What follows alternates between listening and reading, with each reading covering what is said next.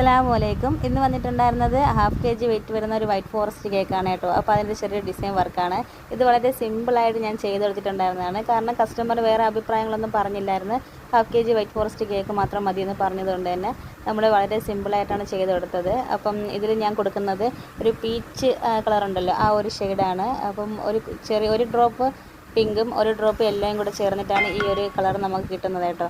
അപ്പം പിന്നെ വന്നിട്ടുണ്ടായിരുന്നത് സൈഡിൽ കൊടുക്കാനായിട്ട് നമ്മൾ ഫോണ്ടൻറ്റിൽ ഇതുപോലത്തെ ചെറിയ ചെറിയ ഫ്ലവറാണ് നമ്മൾ എടുക്കുന്നത്, സൈഡിലും അതുപോലെ തന്നെ മുകൾ ഭാഗത്ത് കൊടുക്കാനായിട്ട്.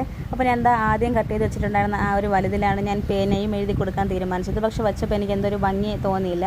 അപ്പോൾ അതുകൊണ്ട് തന്നെ ഞാനൊരു റെഡ് കളറിൽ ക്രീമിലാണ് കേട്ടോ പേര് എഴുതി കൊടുക്കുന്നത്.